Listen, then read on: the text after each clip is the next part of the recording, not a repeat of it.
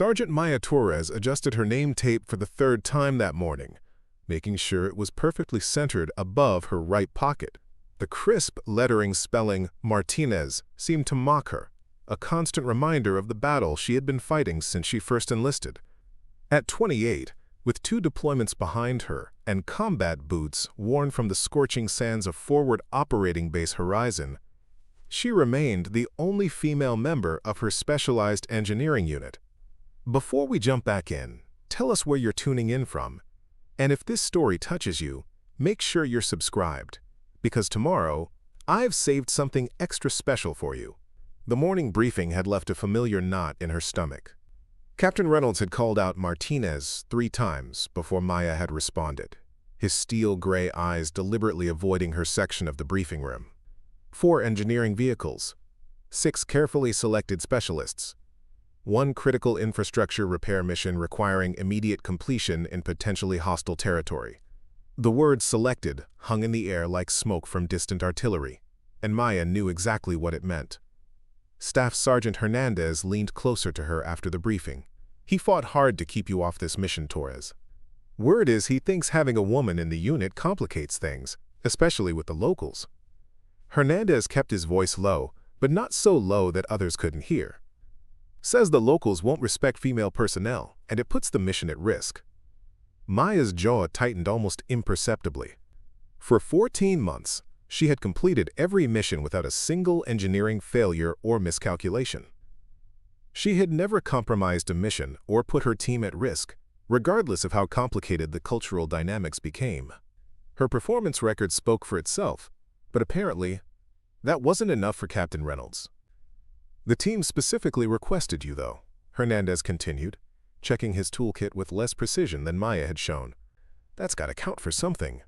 But Maya had been in the military long enough to understand how these things worked.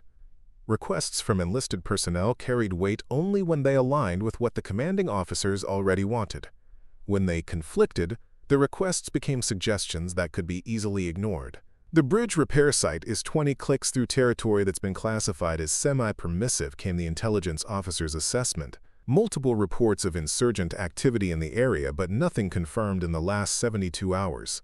Maya found herself studying the satellite imagery, assessing approach routes, evacuation plans, and potential threat positions with the intensity that had kept her alive through 2 previous deployments.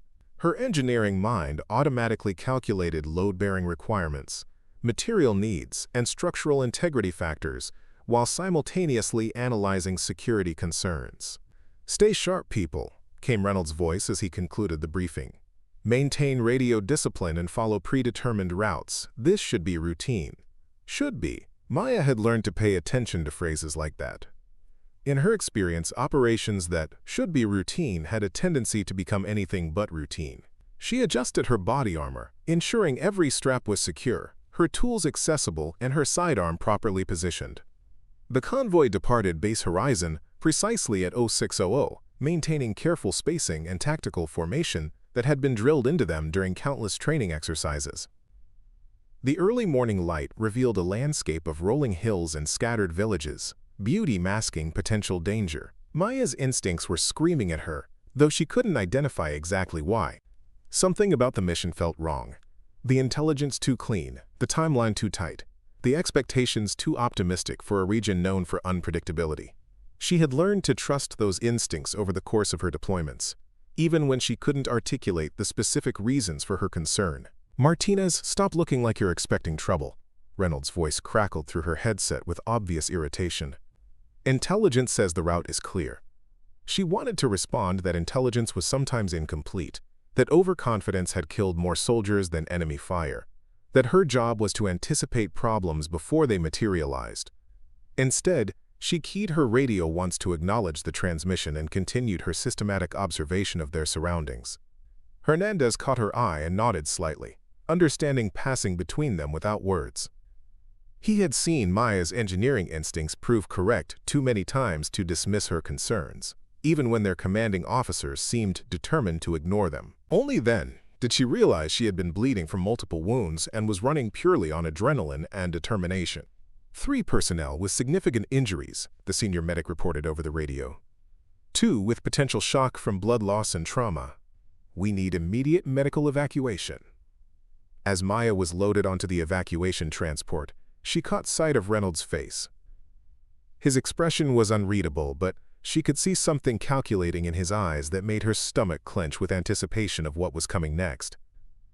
The forward operating base medical facility smelled of antiseptic and disinfectant, a sterile environment that felt alien after the dust and cordite of the ambush site. Maya sat on the edge of an examination table while a Navy corpsman finished stitching the arm wound that had narrowly missed her brachial artery. "You're lucky," hospital corpsman second-class Parker observed, securing the final suture with practiced efficiency. "Few millimeters deeper, and you'd be looking at vascular repair instead of simple stitches." Maya nodded absently, her attention focused on the hushed conversations taking place just outside the medical bay. She could hear Reynolds' voice, elevated and agitated, discussing the mission's outcome with someone whose responses were too quiet to distinguish. "Sergeant Martinez."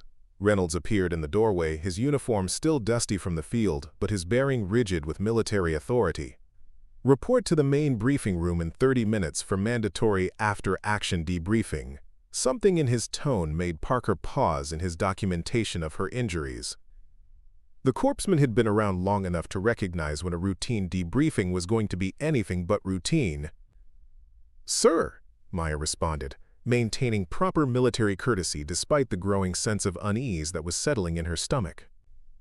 "And Martinez," Reynolds added, his voice carrying a sharp edge that hadn't been there during previous interactions. "Make sure you understand the difference between following orders and freelancing during combat operations. That distinction might be important during our discussion." After Reynolds left, Parker continued his work in silence for several minutes before speaking quietly. "Wilson and Chen are going to be okay, by the way. Chen's already asking when he can return to duty, and Wilson wants to know if you're getting written up for saving his life." Maya's jaw muscles tensed visibly. "Am I getting written up?" Parker shrugged, but his expression suggested he had heard things that concerned him.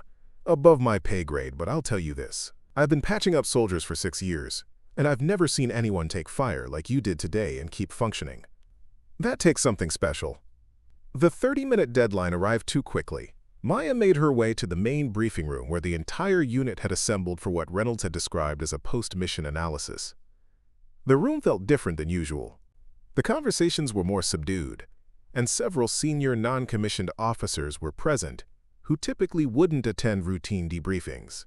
Reynolds stood at the front of the room, his posture rigid with authority and barely contained anger. When Maya entered and took her position near the back, the conversations died completely, leaving an uncomfortable silence that seemed to stretch endlessly. "Sergeant Martinez," Reynolds began, his voice carrying the kind of authority that could end military careers and destroy professional reputations. "You deliberately violated direct orders during a combat operation."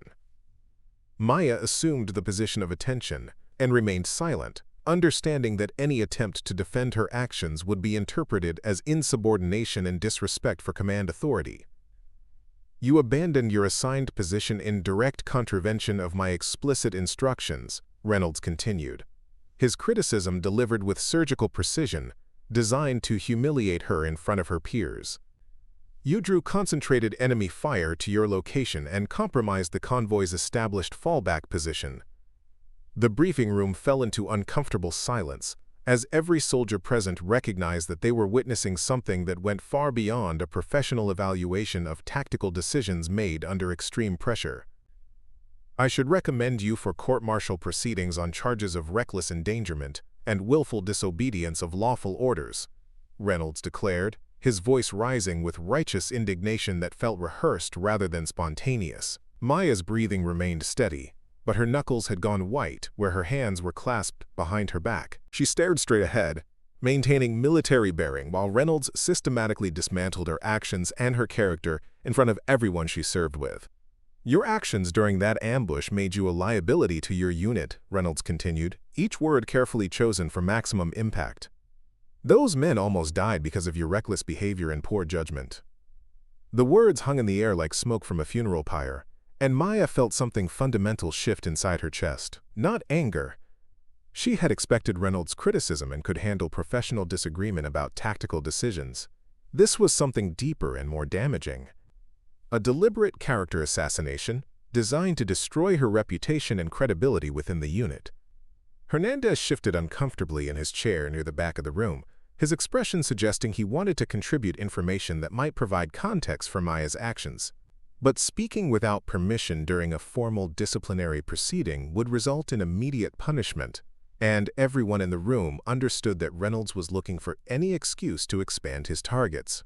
Maya maintained her military bearing, offering no verbal response to accusations that she knew were both unfair and factually incorrect. But her silence wasn't submission. It was calculation. She was beginning to understand that Reynolds' attack was too personal, too vicious, and too public to be simply about tactical disagreements.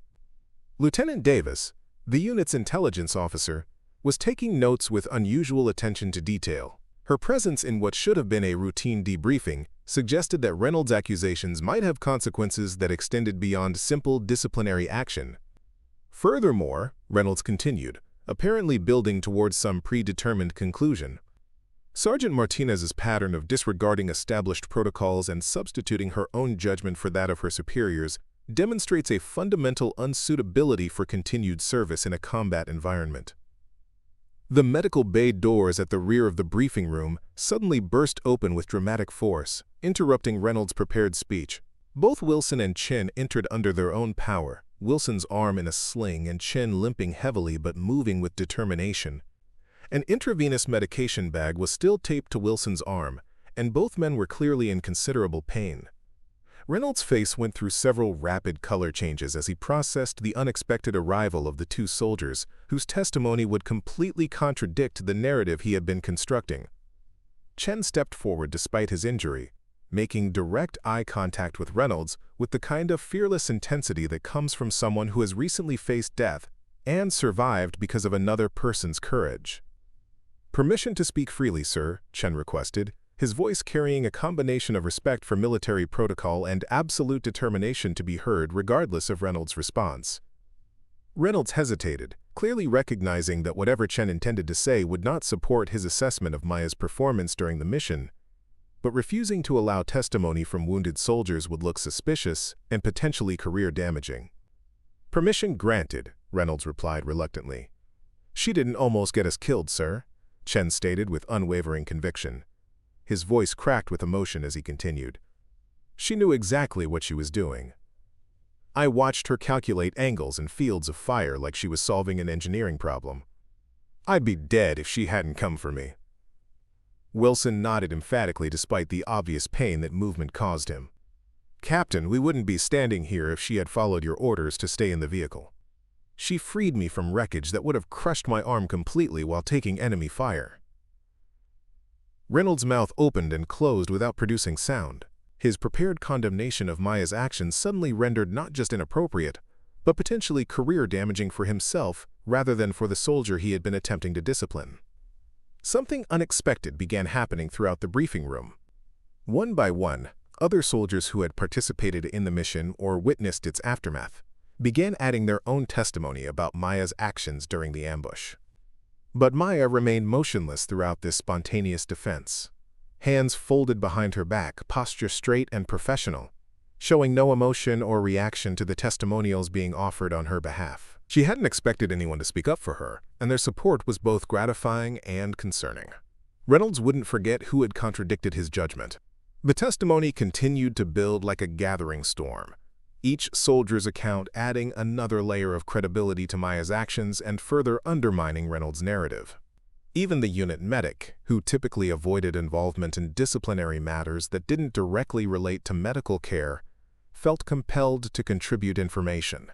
When Wilson and Chen arrived at the aid station, Corpsman Parker reported, his voice carrying the professional authority of someone who had treated hundreds of combat casualties. "The first thing both of them said wasn't about their own injuries or the enemy ambush. They immediately asked me to check on Torres because she had taken rounds while protecting them." At the mention of Torres, a visible ripple of confusion passed through the room. Reynolds' face had progressed from red to pale to an unhealthy grayish color as the weight of testimony accumulated against his assessment. "Torres? he repeated, his voice carrying genuine confusion.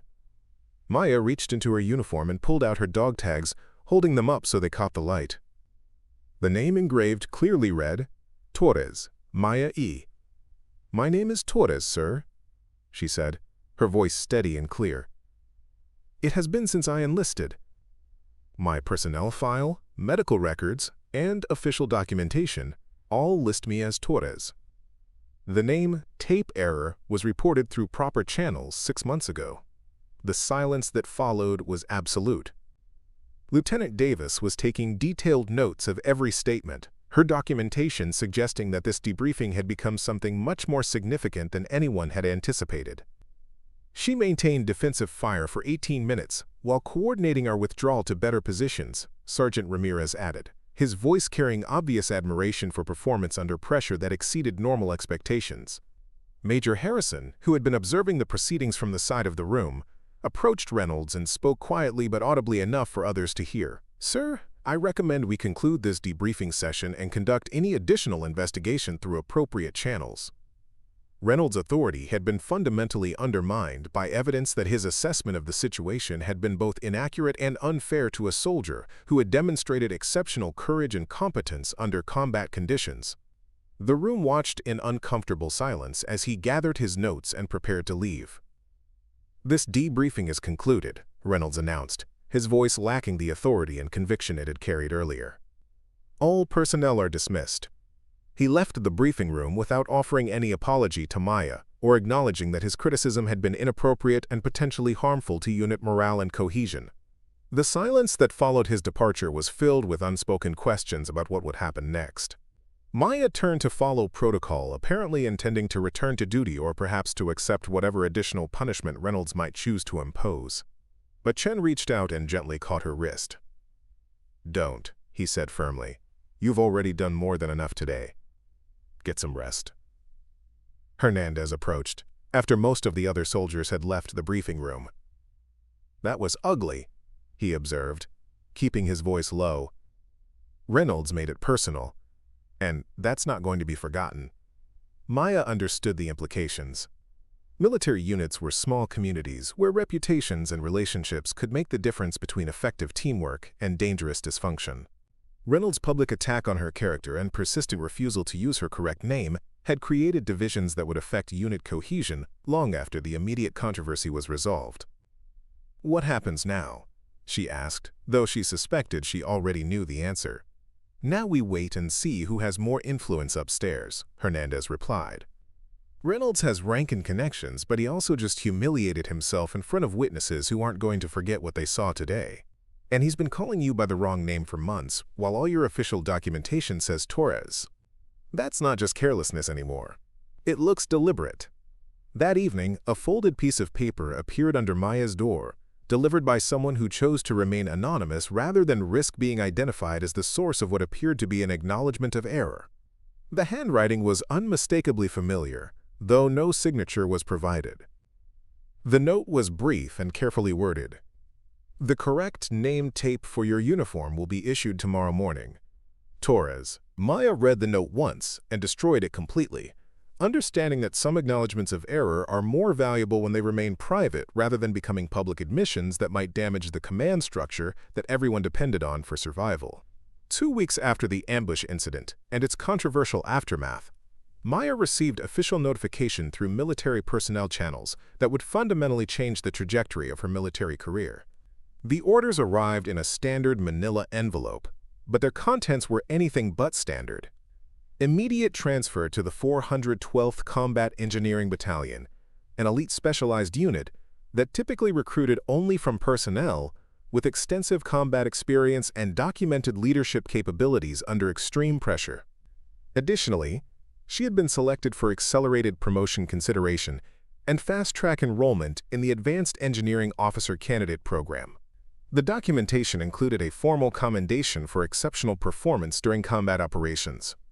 Though the specific details of her actions during the ambush were classified and would not become part of her public service record, Maya received this life-changing news without visible emotion, understanding that recognition often comes with complications and responsibilities that can be more challenging than the anonymity she had previously experienced. Hernandez found her in the equipment storage area where she was preparing her personal gear for transport to her new assignment. "Word travels fast around here," he observed, examining the transfer orders she had left on a nearby table. "The 412th. That's not the kind of assignment that gets handed out as consolation prizes." "I never requested any special assignments," Maya replied, her tone suggesting the public acknowledgement of her service was less important to her than the knowledge that her actions had saved lives. "Doesn't matter what you requested," Hernandez responded. "Sometimes the system actually works the way it's supposed to. Reynolds tried to undermine your career, but all he did was draw attention to what you're capable of under pressure. And the name tape issue? That's not something easily explained away." At the airstrip, where she prepared to depart for her new assignment, Specialist Chen approached while she was securing her personal equipment for transport. His leg injury was healing well, though he still walked with a slight limp that might never completely disappear. "Wilson and I submitted paperwork recommending you for a Bronze Star with Valor device," he informed her, his voice carrying obvious pride in her achievements and gratitude for her actions during the mission. "I never asked for recognition," Maya replied, checking the security of her equipment one final time. "Doesn't matter what you asked for," Chen responded, echoing Hernandez's earlier observation. "You didn't ask to get shot either, but you stepped up when the rest of us couldn't move. That kind of courage deserves official recognition, whether you want it or not." Wilson approached, having been cleared for limited duty despite still being on restricted activity due to his injuries. "The medal isn't really for you anyway," he added with the kind of blunt honesty that characterized their unit's communication style. "It's for the next person who finds themselves in an impossible situation and needs to know that doing the right thing will eventually be acknowledged, even if it takes time." Maya acknowledged their gesture with a single nod, then boarded the transport aircraft that would carry her to her new assignment and the next phase of her military career. Through the small window, she could see forward operating base horizon growing smaller as the aircraft gained altitude, taking her away from the controversy and toward opportunities she had never imagined possible. The flight gave her time to process the events of the past few weeks and consider what they meant for her future in the military. Reynolds' attempt to destroy her career had backfired spectacularly, but she understood that success often creates new challenges and expectations that can be more demanding than the obstacles they replace. Captain Reynolds never spoke to Maya again, though military personnel who served under his command reported that his approach to evaluating soldier performance became noticeably more careful and thorough following the incident that had exposed his poor judgment. Word of his public humiliation had spread through military networks with the efficiency that characterizes information sharing within professional communities where competence and character are valued above rank or seniority. Maya's new assignment with the 412th Combat Engineering Battalion introduced her to challenges and responsibilities that would have been unimaginable just weeks earlier. The selection process for such units typically required years of documented performance and multiple recommendations from senior officers. Her accelerated entry into this exclusive community was unprecedented. Major Rebecca Harrison, her new commanding officer, reviewed Maya's service record during their initial meeting with obvious interest and approval. "Your actions during the ambush have become something of a case study in tactical decision-making under extreme pressure," she observed. "Reynolds' attempt to discipline you for saving lives has generated considerable discussion at levels well above his pay grade, as has the persistent misidentification issue.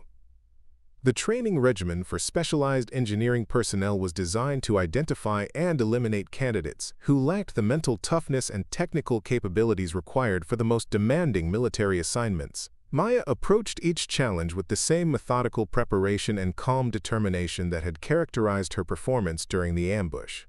Her reputation within the new unit developed quickly, based not on the controversy that had brought her to their attention, but on her consistent performance during training exercises and her ability to maintain effectiveness under conditions that broke other candidates. "She doesn't talk about what happened in that valley," observed Master Sergeant Williams during a training evaluation session, "but she doesn't need to. Her actions during exercises tell us everything we need to know about how she performs when things go wrong. And she never complains about how she was treated by her previous command." The Bronze Star with Valor device that Chin and Wilson had recommended was approved through channels, though the ceremony was private and the citation carefully worded to avoid revealing classified operational details. Maya accepted the recognition with the same quiet professionalism that had characterized her response to Reynolds' criticism. Word of Maya's actions during the ambush continued to spread through military networks, serving as a reminder that heroism often emerges from unexpected sources and that the most important military virtues, courage, selflessness, and loyalty to fellow soldiers, cannot be predicted based on superficial characteristics or conventional expectations. The next time someone referred to her as inexperienced or questioned her capabilities based on her gender, they did so quietly, and with the understanding that their assessment might be challenged by people who had witnessed her performance under conditions that revealed true character. Her accelerated promotion to staff sergeant came through ahead of schedule, accompanied by assignment as a team leader responsible for training junior personnel in the same skills and mindset that had enabled her to save lives during the Valley ambush. Maya's first training session with new engineering recruits focused on decision-making under pressure and the importance of maintaining situational awareness even when following orders from superiors who might not have complete information about developing threats. "Your primary responsibility is to your mission and your fellow soldiers," she told the group of young faces looking up at her with a mixture of respect and curiosity. Sometimes that means following orders exactly as given. Sometimes it means making split-second decisions that might contradict those orders. Learning to tell the difference is what separates successful missions from failures. 3 years after the Valley ambush, Maya found herself back at Forward Operating Base Horizon as part of a specialized engineering assessment team. The base had changed significantly. New construction, different personnel, updated equipment, but the essential character of the place remained familiar. She was walking past the main briefing room when she heard a voice she recognized, delivering what sounded like a standard safety briefing to newly arrived personnel. Through the open doorway, she could see Captain Reynolds, now wearing the insignia of a major, addressing a group of young soldiers. "Proper identification and clear communication are foundational to everything we do," Reynolds was saying, his voice carrying the authority of experience and hard-learned lessons. Using correct names and proper call signs isn't just about courtesy. It's about operational effectiveness and unit cohesion. Maya paused in the doorway, surprised by the change in Reynolds' approach to leadership and tactical instruction. The arrogant certainty that had characterized his previous style had been replaced by something more thoughtful and inclusive. Reynolds noticed her presence and nodded acknowledgement, though neither of them spoke. The moment passed quickly, but Maya understood that the events in that valley had changed both of their careers in fundamental ways. Later that day, she encountered Hernandez in the base dining facility. He had been promoted to first sergeant and was now responsible for training and evaluating junior non-commissioned officers. "Heard you made captain," Hernandez observed, examining the bars on Maya's collar with obvious satisfaction. "Combat Engineering Command. That's impressive career progression for someone who started out being called by the wrong name." "The work is challenging," Maya replied, avoiding discussion of the specific assignments that had contributed to her rapid advancement through the ranks. "Reynolds has changed," Hernandez continued, lowering his voice slightly. "Word is that what happened during your debriefing became a case study in leadership failure that gets taught at the Command and Staff College. He's never discussed it publicly, but people who served with him before and after say the difference is dramatic." Maya understood the implications. Military careers were often defined by single moments that reveal character and judgment under pressure. Reynolds' attempt to destroy her reputation had become the defining moment of his own career, a reminder that leadership required wisdom and humility as well as authority. The story of the Valley ambush had become part of the institutional memory of multiple units, serving as a teaching example of courage under fire and the importance of supporting subordinates who demonstrate exceptional performance in dangerous situations. New soldiers arriving at Forward Operating Base Horizon were briefed on the incident as part of their orientation, though Maya's name was never mentioned in the official accounts. The focus was on principles rather than personalities, the importance of initiative during combat operations, the value of soldiers who think independently while maintaining team cohesion, and the responsibility of leaders to recognize and support exceptional performance even when it challenges conventional expectations. During Maya's assessment mission, she was tasked with evaluating bridge repair techniques that could be implemented under combat conditions. The work was technically demanding, requiring both engineering expertise and tactical awareness that few personnel possessed in equal measure. Late one afternoon, as she was completing her evaluation of a recently repaired crossing point, a young lieutenant approached her with obvious respect. "Captain Torres," she began, clearly having made a point of checking Maya's name before initiating the conversation. "I've been assigned to observe your assessment process for training purposes." Maya nodded acknowledgement, noting that the lieutenant's name tape read Jackson, and that she carried herself with the kind of confidence that comes from competence rather than arrogance. "The repair techniques your team has implemented here are impressive," Lieutenant Jackson continued, "especially given the time constraints and available materials. How did you determine the optimal support placement?" As Maya explained the engineering principles that had guided her decisions, she noticed that Jackson was taking careful notes and asking thoughtful follow-up questions that demonstrated genuine understanding of both the technical and tactical considerations involved. "You've clearly done this before," Maya observed. "This isn't your first engineering assignment." Jackson smiled slightly. "I studied your case before I was deployed," she admitted. "The Valley ambush has become required reading at the academy. They don't mention you by name, but I recognized you from the description of the engineer who calculated angles of fire while extracting wounded personnel." Maya felt an unexpected wave of emotion at the realization that her actions had become part of the training that shaped new officers. It wasn't about personal recognition or advancement. It was about ensuring that the lessons learned through experience were passed on to those who would face similar challenges in the future. "The case study focuses on two things," Jackson continued. "The importance of recognizing expertise regardless of rank or background, and the critical need for leaders to know their personnel, including getting their names right." Maya nodded, understanding the significance of what Jackson was sharing. The military was a massive institution that changed slowly, but change was possible when lessons were properly documented and incorporated into training for future generations of leaders. That evening, Maya found herself sitting alone in the base dining facility, reviewing technical specifications for her next assessment site. She was so focused on her work that she didn't immediately notice Major Reynolds approaching her table. "Captain Torres," he said, his voice carrying none of the dismissive tone that had characterized their previous interactions. "May I join you?" Maya gestured to the empty seat across from her, maintaining professional courtesy despite their complicated history. Reynolds set his tray down carefully, clearly uncomfortable, but determined to complete whatever mission had brought him to her table. "I've been meaning to speak with you," he began, his voice lower and more measured than she remembered. "That's not necessary, sir," Maya replied, recognizing the signs of someone preparing to deliver an apology that might be more for their benefit than for hers. "Perhaps not," Reynolds acknowledged, "but it's appropriate nonetheless. The manner in which I addressed you, consistently using an incorrect name despite multiple corrections, was unprofessional and created unnecessary division within the unit, as was my handling of the aftermath of the ambush." Maya studied him carefully, noting the changes that 3 years had brought. The arrogance had been replaced by a more considered approach, the rigid certainty softened by what appeared to be genuine reflection. "We all make mistakes, sir," she offered, providing him the professional courtesy of a graceful exit from what was clearly a difficult conversation. "Some mistakes are worse than others," Reynolds replied. "Some reveal character flaws that require correction.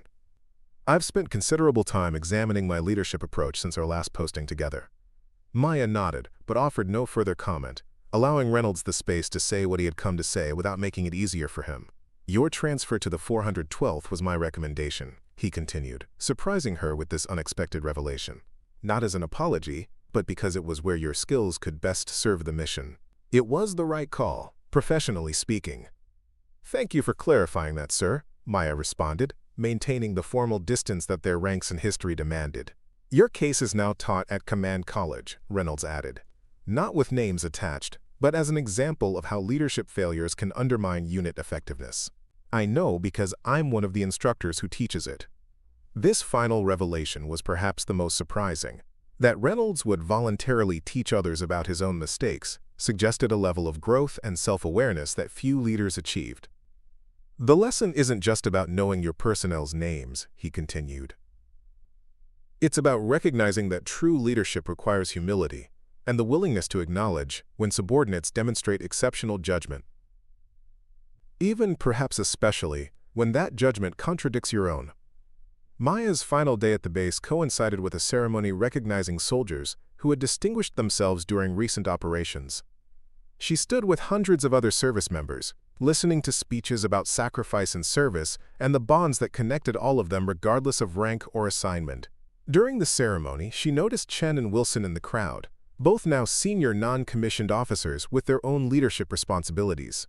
They acknowledged her presence with subtle nods, understanding passing between them that required no words.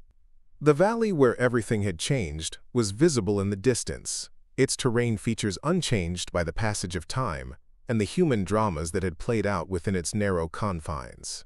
Maya looked toward those features and felt a sense of closure that had been building slowly over the years since that terrible and transformative day.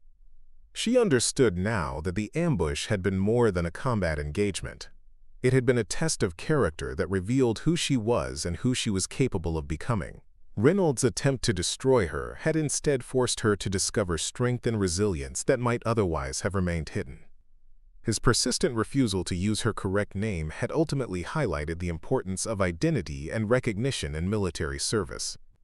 As she prepared to leave Forward Operating Base Horizon for what would probably be the final time, Maya reflected on the unpredictable nature of military service and the way that single moments of decision could reshape entire careers and lives.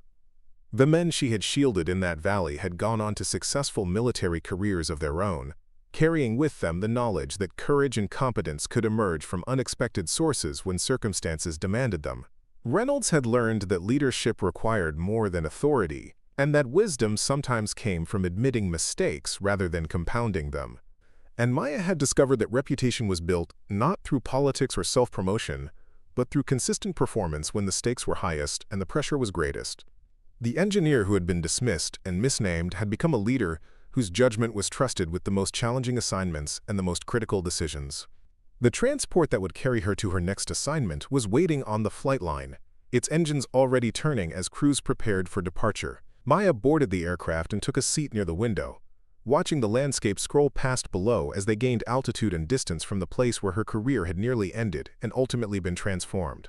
She had never asked for recognition or advancement, but she had earned both through actions that spoke louder than words and demonstrated values that transcended rank and hierarchy. The story of the Valley ambush would continue to be told long after all the participants had completed their military service, serving as a reminder that true leadership often emerges from the most unlikely sources when circumstances demand courage, competence, and character. 6 months after her assessment mission at Forward Operating Base Horizon, Captain Maya Torres found herself facing a new kind of challenge. The Combat Engineering Leadership Academy had requested her presence as a guest instructor for their Advanced Tactical Decision-Making course. The invitation had come directly from Brigadier General Winters, the Academy's commandant and a legendary figure in military engineering circles. Your experience bridges the gap between theoretical knowledge and practical application under combat conditions, the general's message had stated. Our future leaders need to hear from someone who has demonstrated exceptional judgment when lives were on the line. Maya had never considered herself a teacher. Her expertise had always been demonstrated through action rather than explanation. The prospect of standing in front of a classroom filled with ambitious officers and senior non-commissioned officers, all expecting insights that might someday save their lives or the lives of those under their command, filled her with a different kind of tension than combat had ever created. Lieutenant Colonel Simmons, the Academy's deputy commandant, met her at the airfield when she arrived. "We've been trying to get you here for almost a year," she admitted as they walked toward the administrative building. "Your schedule has been impressively full." Maya nodded acknowledgement. Her responsibilities with the 412th had expanded significantly over the past year, with deployments to 3 different conflict zones, where her specialized expertise in rapid infrastructure repair under combat conditions had proven invaluable. "The students have already studied the Valley ambush case," Simmons continued, "but they don't know you were the engineer at the center of it. That's intentional. We want them to connect with the principals before they meet the person." The Academy's campus was immaculate, with precisely maintained facilities that reflected its importance in shaping the military's future leadership. As they walked between buildings, Maya noticed groups of students engaged in field exercises, their movements disciplined and purposeful. Tomorrow's session focuses on decision-making when established authority and tactical reality come into conflict, Simmons explained. You'll be one of 3 guest speakers. The others are Colonel James Davidson, who commanded a battalion during the Anbar offensive, and Major Sonia Reynolds, who led a successful evacuation during Hurricane Epsilon. Maya faltered slightly at the mention of the name Reynolds. Any relation to Major Thomas Reynolds? She asked, keeping her tone casual. His sister, Simmons confirmed, one of our most requested instructors. She's built quite a reputation for ethical leadership under pressure. That evening, Maya reviewed her presentation materials in the visiting officers' quarters, carefully considering how to translate her combat experience into lessons that these students could apply in their own careers. She had deliberately avoided mentioning Reynolds by name in her presentation, focusing instead on the broader principles of leadership and decision-making that the incident had illuminated. A knock at her door interrupted her preparation. When she opened it, she found herself face-to-face with Major Sonia Reynolds, whose physical resemblance to her brother was unmistakable despite the significant differences in their bearing and expression. Captain Torres, Reynolds said, extending her hand. I hope I'm not interrupting your preparation, but I wanted to introduce myself before tomorrow's panel. Maya invited her in, professional courtesy overriding any reservations she might have felt due to the Reynolds name. I know about what happened between you and my brother, Sonia said directly once they were seated. That's actually why I requested to be on this panel with you. Maya maintained her composure, though she was surprised by the straightforward acknowledgement. Thomas told me everything, Sonia continued, including his persistent mistake with your name. It wasn't his finest moment as an officer. We've since cleared the air, Maya replied carefully. Sonia nodded. He mentioned that too. Said it was the most uncomfortable conversation of his career, but necessary for his development as a leader. What you might not know is how significantly that incident changed his approach to command. Maya remained silent, allowing Sonia to continue. He almost resigned his commission afterward, Sonia revealed. Felt he demonstrated a fundamental character flaw that disqualified him from leadership. Our father talked him out of it. Told him the military needed leaders who had learned from their mistakes more than it needed perfect officers who'd never been tested. The revelation shifted Maya's perspective slightly. She had seen Reynolds' subsequent growth but had never considered how close he might have come to abandoning his career entirely. Why are you telling me this? Maya asked. Because tomorrow we'll be teaching future leaders about decision-making under pressure, Sonia replied. And sometimes the most important pressure isn't enemy fire. It's the weight of acknowledging when you've been wrong. Thomas learned that lesson from you, and it made him a better officer. I thought you should know that your impact extended beyond that one incident. The following morning, Maya entered the Academy's main lecture hall to find it filled with over 200 students, their attention focused and expectant. Colonel Davidson's presentation came first. A detailed analysis of how command decisions during the Anbar offensive had been adapted based on real-time intelligence from frontline units. When it was Maya's turn to speak, she approached the podium with the same calm deliberation that had characterized her actions during combat. Engineering in combat zones is about more than infrastructure, she began.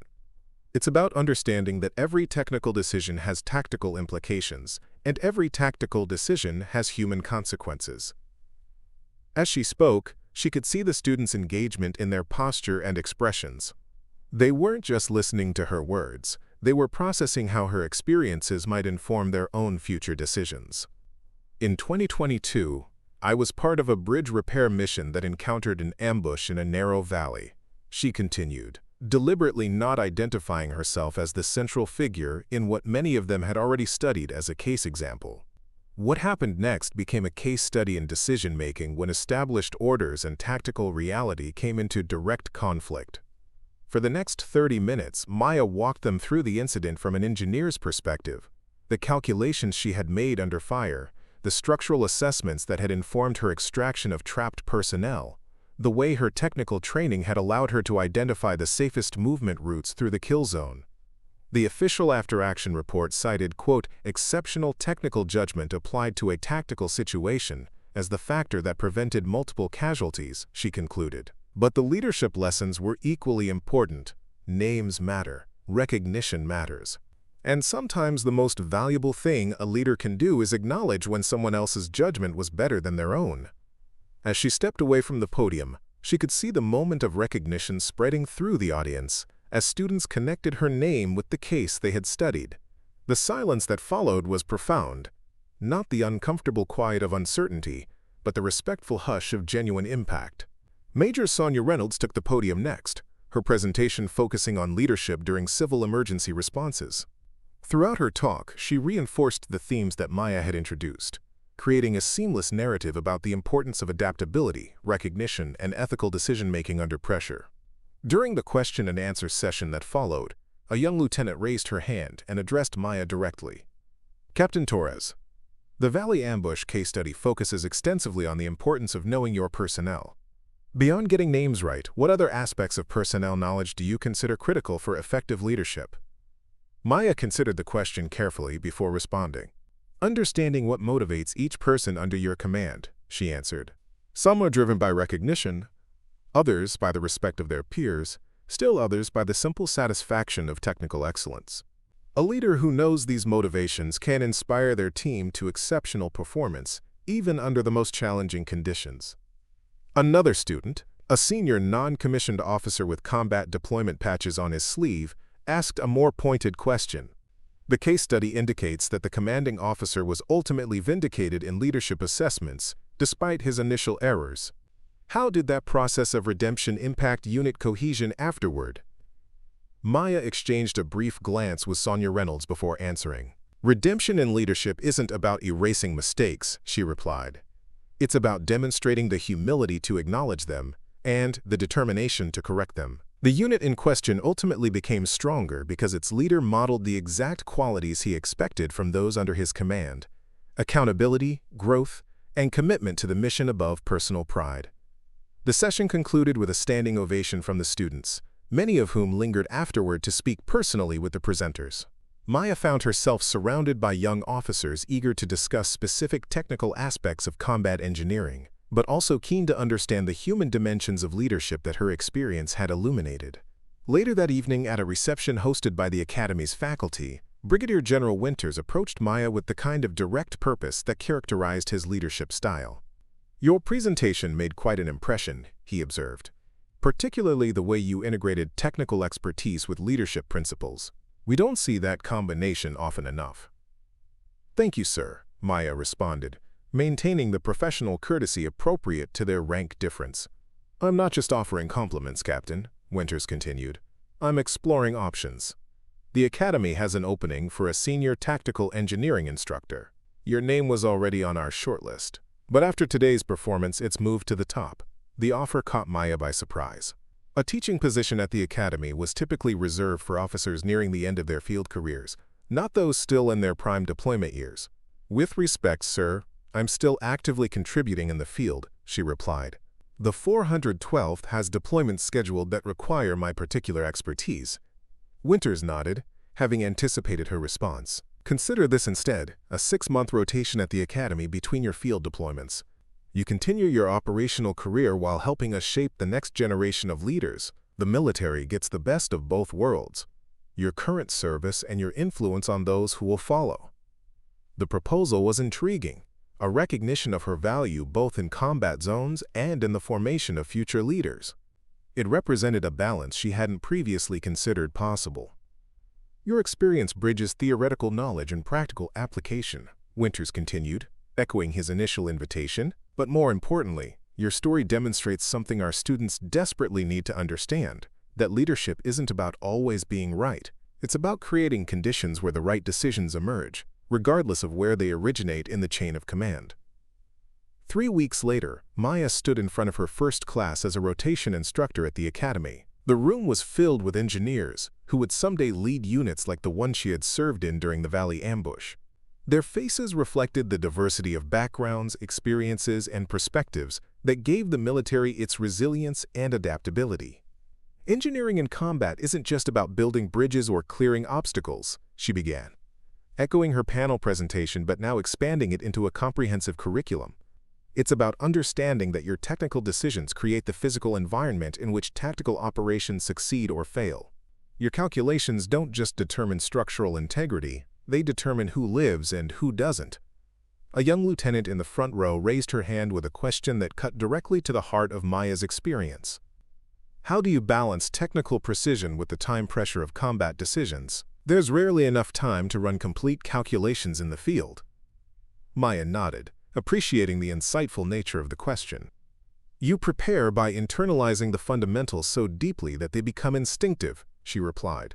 When bullets are flying, you won't have time to consult reference materials or run complex simulations.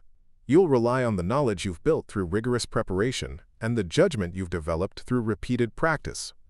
She paused, considering how to illustrate this principle from her own experience.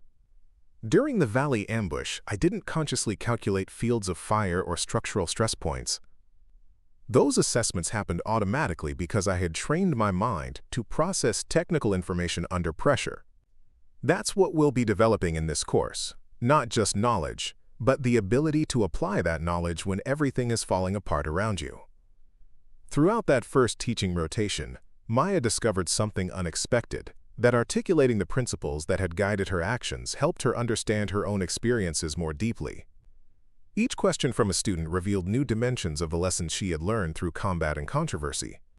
On the final day of her rotation, before returning to her duties with the 412th, Maya conducted individual assessments with each student, providing specific feedback on their technical skills and leadership potential. The last student to enter her office was Lieutenant Sarah Jackson, the same officer who had approached her at Forward Operating Base Horizon 3 years earlier. Now completing advanced training at the Academy, Jackson had distinguished herself throughout the course. "We meet again, Lieutenant," Maya observed with genuine pleasure at seeing a familiar face. "Yes, ma'am," Jackson replied. "I requested this rotation specifically when I heard you would be instructing. Your case has continued to influence my approach to leadership." Maya gestured for her to be seated. "Your performance in the course has been exemplary," she noted, reviewing Jackson's assessment file, "particularly your solutions to the complex field repair scenarios we presented." "Thank you, ma'am," Jackson responded. "Those scenarios challenged us to integrate technical and tactical thinking in ways I hadn't previously encountered." Maya closed the assessment file and addressed Jackson directly. "Where do you see yourself 5 years from now, Lieutenant?"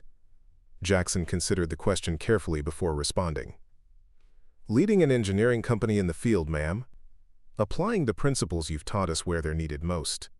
Maya nodded approval. The military needs leaders who understand both the technical and human dimensions of combat engineering. Your performance suggests you have the potential to excel in both areas. As Jackson prepared to leave, she paused at the door. "Permission to speak freely, Captain?" "Granted," Maya replied. "Your story. The Valley ambush, the aftermath, the way you responded to being called by the wrong name for months. It's become something larger than a case study for many of us. It's a reminder that our identity and worth aren't determined by how others see us, but by the standards we set for ourselves." The observation caught Maya by surprise, not because it was inaccurate, but because it highlighted an aspect of her experience she had never fully articulated, even to herself. "Thank you, Lieutenant," she replied simply. "Carry that understanding with you wherever you serve." After 5 years of alternating between field deployments with the 412th and teaching rotations at the Academy, Major Maya Torres received orders that would once again transform her military career. The communication arrived without warning: immediate reassignment to the Joint Engineering Command as the Deputy Director of Combat Infrastructure Development. It was a position typically reserved for officers with 20 years of service, not someone barely into their second decade. "This isn't a typical career progression," General Winters observed during their final meeting before Maya's departure from the Academy. "But your career hasn't followed typical patterns since that day in the Valley. The military needs innovative thinkers at the strategic level, especially those who understand both the technical and human dimensions of modern warfare." Maya's office at Joint Engineering Command Headquarters was austere but functional, reflecting her preference for practical efficiency over ceremonial trappings. The wall behind her desk displayed a single framed item, not her Bronze Star or subsequent decorations, but a simple uniform name tape reading Torres. Her new responsibilities encompassed coordination between all military branches, ensuring that engineering assets were properly deployed, supported, and integrated into joint operations across multiple theaters. The position required both technical expertise and diplomatic skill, navigating the complex relationships between services that sometimes competed for resources and recognition. Your first major task will be reviewing the Keystone Bridge Replacement Project, her new commanding officer General Rivera informed her during their initial briefing. 3 different services have proposed competing designs, each insisting their approach is superior. Billions in funding and potentially hundreds of lives depend on getting this right.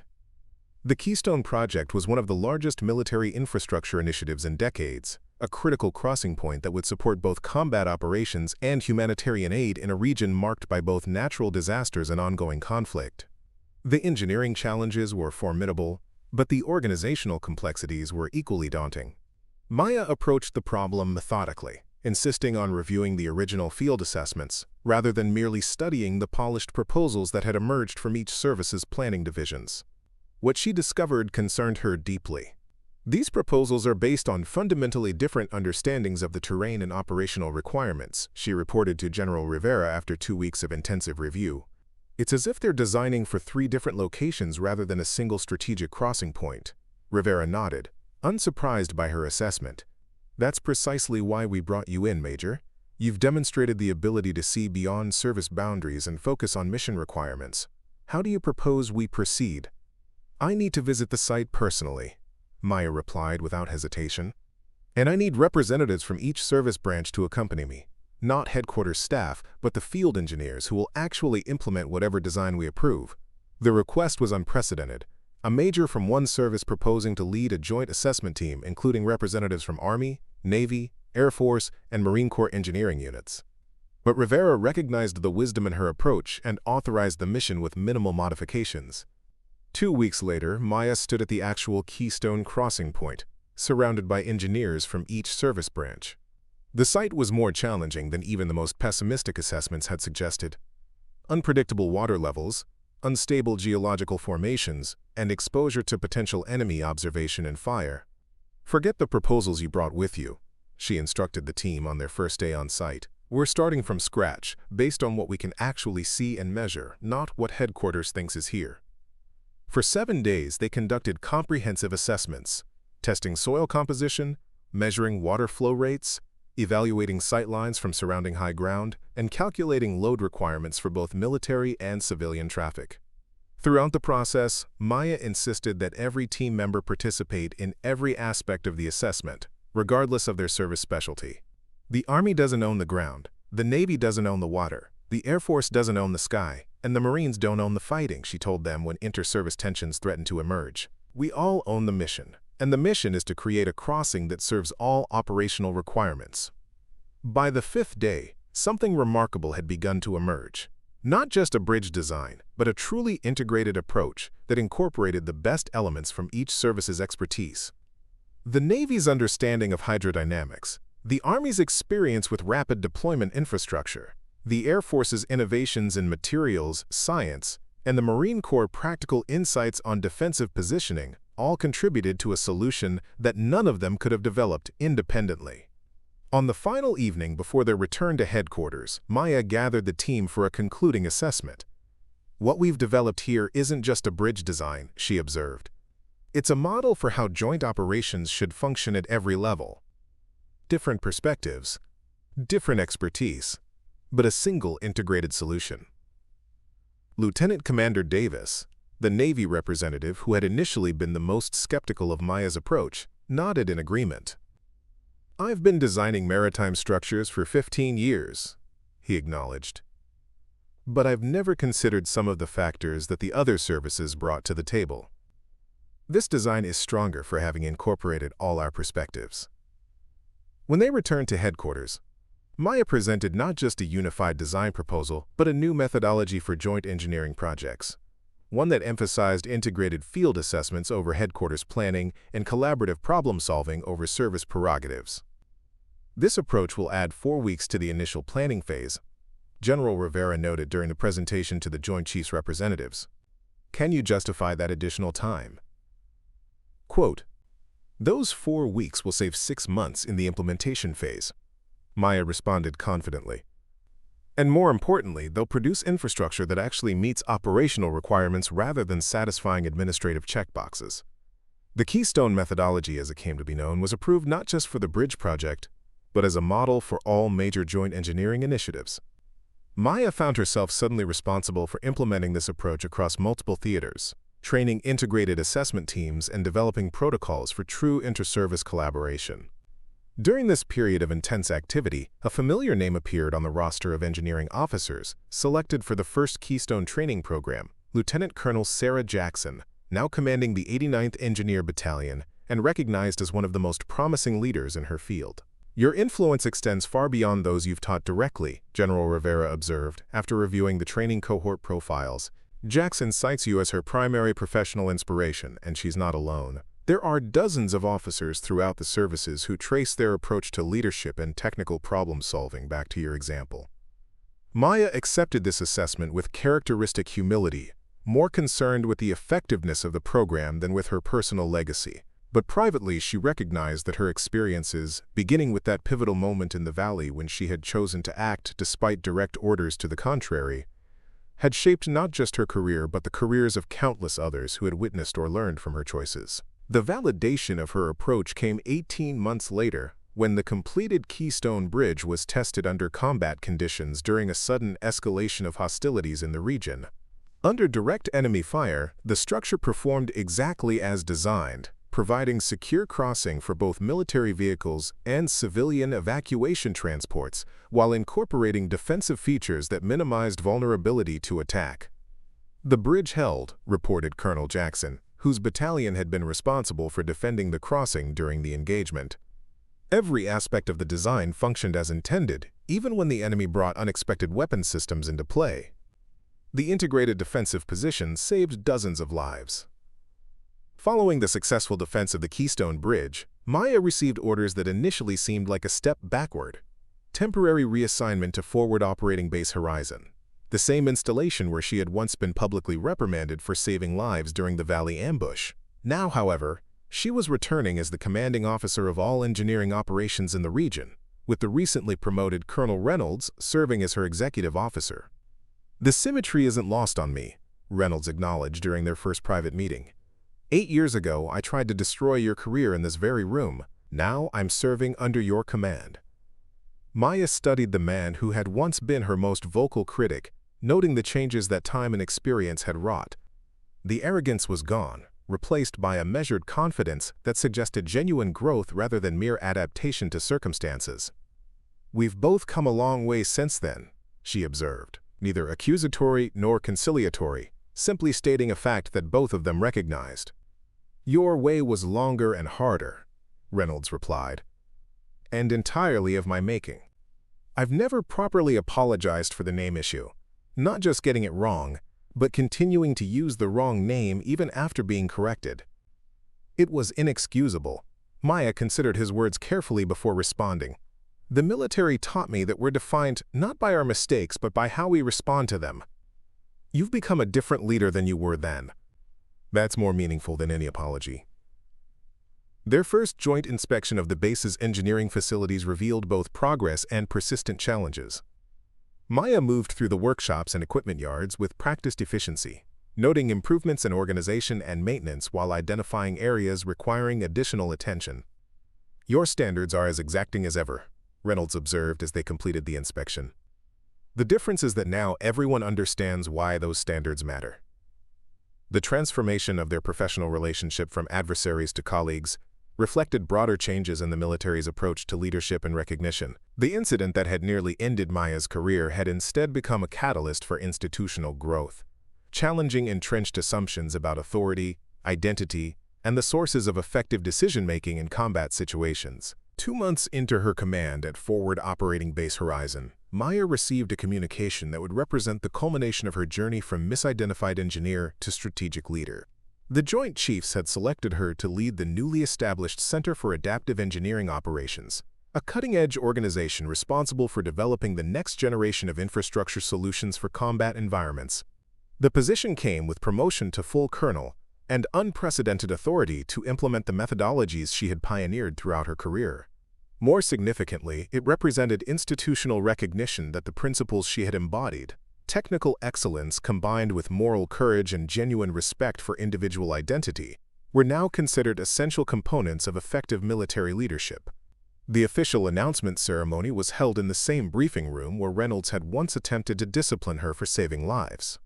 Now it was filled with officers and enlisted personnel who had gathered to witness her recognition and advancement. Among them were faces from throughout her career: Hernandez, Chen, Wilson, Jackson, and others whose paths had intersected with hers at critical moments. General Rivera, who had traveled from headquarters specifically for the occasion, spoke with uncharacteristic emotion about Maya's impact on the evolution of military engineering. Colonel Torres has demonstrated that technical expertise without moral courage is insufficient, that authority without respect is ineffective, and that true leadership begins with recognizing the fundamental dignity and identity of every person under your command. As Maya stepped forward to accept her new insignia, she found herself reflecting on the journey that had brought her to this moment, from the young engineer whose name was consistently ignored to the strategic leader whose approach had transformed an entire field of military operations. "My path has not been conventional," she acknowledged in her brief remarks, "but the lessons I've learned along the way are universal. Know your people, not just their capabilities, but their names, their motivations, and their potential. Recognize that expertise can emerge from unexpected sources. And understand that sometimes the most important thing you can do as a leader is to support those who see solutions you haven't yet recognized." The standing ovation that followed wasn't just for her achievements, but for what her story represented: the possibility of institutional change, the value of persistence in the face of injustice, and the power of individual courage to transform systems that seemed immovable. Later that evening, at a small gathering of those who had been part of her journey, Lieutenant Colonel Jackson approached with a small package carefully wrapped in simple brown paper. "From those of us who started as your students and became your colleagues," she explained, presenting the gift with evident pride. Inside was a custom-made set of dog tags exquisitely crafted in platinum rather than standard-issue steel. The name Torres was engraved with precise clarity, along with her service information and newly appointed rank. On the reverse was a single line that captured the essence of her impact: "She showed us who we could become." Maya held the tags silently for a moment, recognizing that they represented something far more significant than military identification. They symbolized the power of claiming one's identity and standing firm when others attempt to deny or diminish it. "These will never be standard issue," Jackson added with a smile, "just like the officer who wears them." As the evening concluded, Maya found herself standing alone on the base perimeter, looking out toward the valley where everything had changed. The landscape remained the same, impassive rock and earth indifferent to the human dramas that unfolded across its surface. But she had been transformed, and through her, countless others had discovered possibilities they might never have recognized without her example. Her hand closed around the platinum dog tags, feeling the precisely engraved letters of her name against her palm. Names mattered. Identity mattered. And sometimes, the simple act of insisting on being correctly recognized could spark changes that extended far beyond a single career or command. The following morning, as she prepared to depart for her new assignment, Maya visited the base memorial, a simple stone structure commemorating those who had fallen in service. Among the names engraved, there were several from operations she had supported or led, each representing not just a loss but a commitment to honor their sacrifice through continued excellence and integrity. She traced her fingers across the names, silently acknowledging the responsibility that came with survival and advancement. Her journey from that valley ambush to strategic leadership hadn't been just about personal vindication or career progression. It had been about ensuring that the military became an institution where courage was recognized, identity was respected, and leadership was defined by character rather than conformity. As her transport lifted off from forward operating Base Horizon for the final time, Maya looked down at the landscape that had shaped her career in such unexpected ways.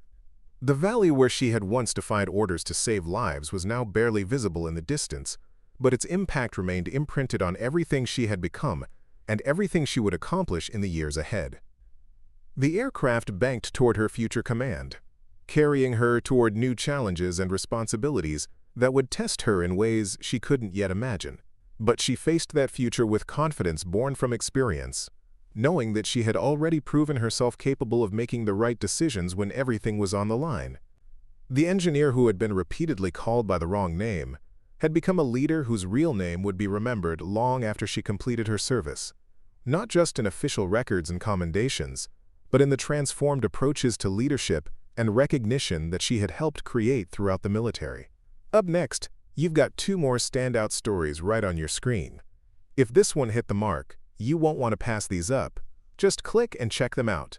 And don't forget to subscribe and turn on the notification bell so you don't miss any upload from us.